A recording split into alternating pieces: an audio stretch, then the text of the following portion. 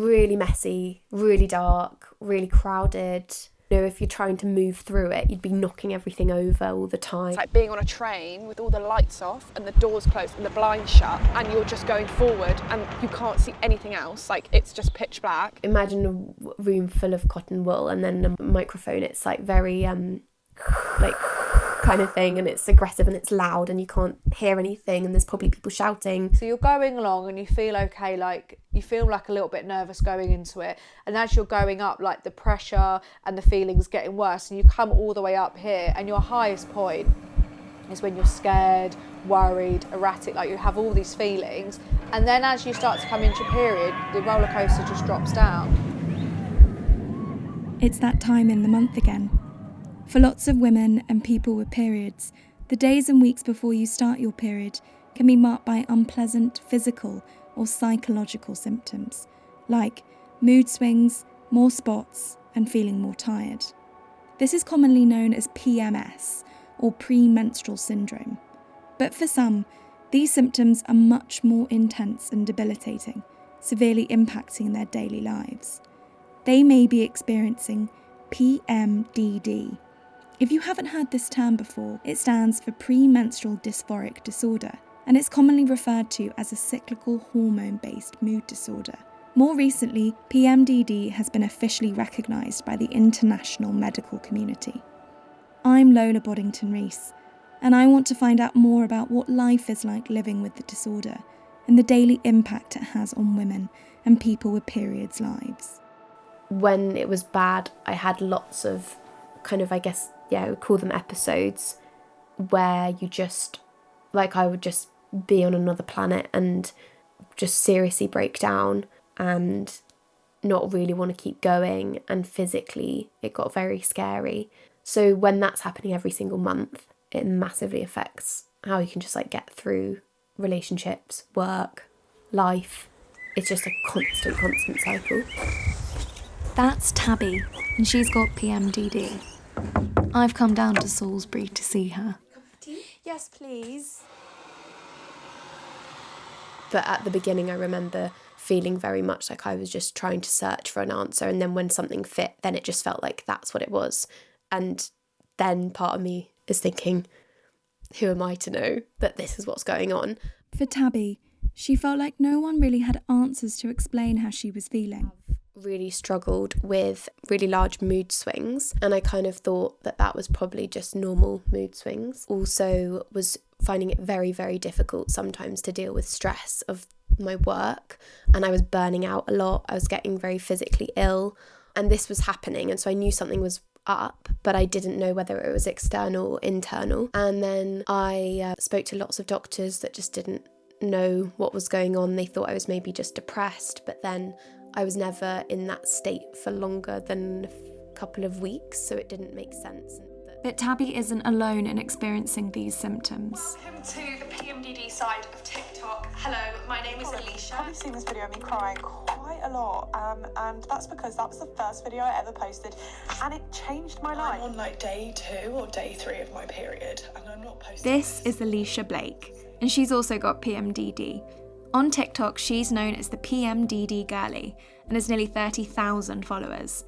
I went to meet her at her local park. Post because I was like, I've been feeling this way. There must be hundreds of others, thousands that are feeling this way. So I'm just going to share it. And, you know, if 3 people see it, it could help. I was just telling my story again and again, like, this is how I got diagnosed. This is what I would do if I wanted to, like, advocate for myself or if I was being gaslit. I asked Alicia why she decided to start sharing her experience of living with PMDD online.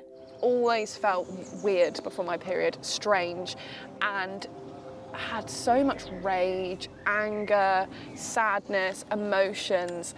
I was just very, very emotional, like crazy emotions. The thing that I come back to every time is imagining me as a teenager viewing my videos and content. Like, I can only imagine how I would have felt.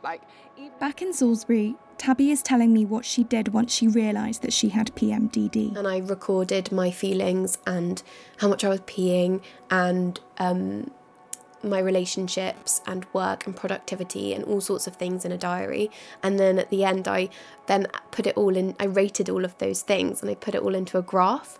And I saw how there was a real rhythm to all of this. And it's funny, you think, could you not have noticed that at the time? But when you're living in it, it's not so clear. And then when you see it on paper with such a perfect rhythm, yeah, it was very clear to me. My name is Dr. Angela Sharma. I'm speaking to women's health specialist Dr. Sharma. She's a GP partner in London who also runs her own private clinic. She's also on the medical advisory boards for the British Menopause Society and the Menstrual Health Project. I want to find out why PMDD is different to PMS.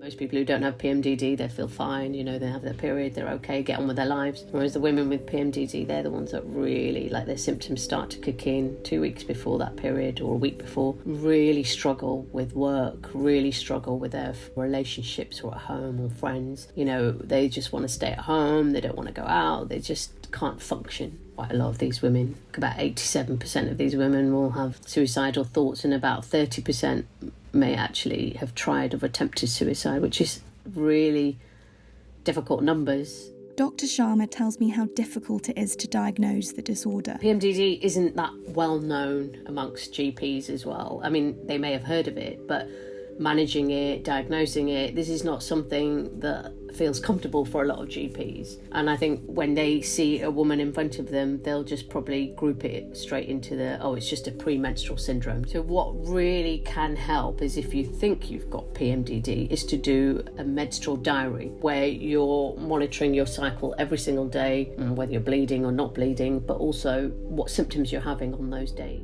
If the main way to diagnose is using a menstrual diary, what are the treatment options available for those with PMDD? So for me, I think it's really important that these women are looked after in a multidisciplinary way. Dr. Sharma wants women to have a broad range of support, from cognitive and hormonal therapies to lifestyle changes. She says there isn't one treatment option.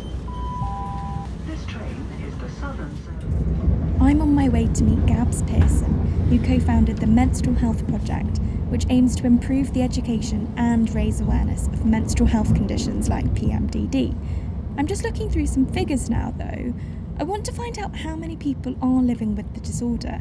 I've got some data from researchers at the University of Oxford suggesting that 1.6% of women have PMDD, but some charities' organisations seem to think that this figure could be as high as 1 in 20.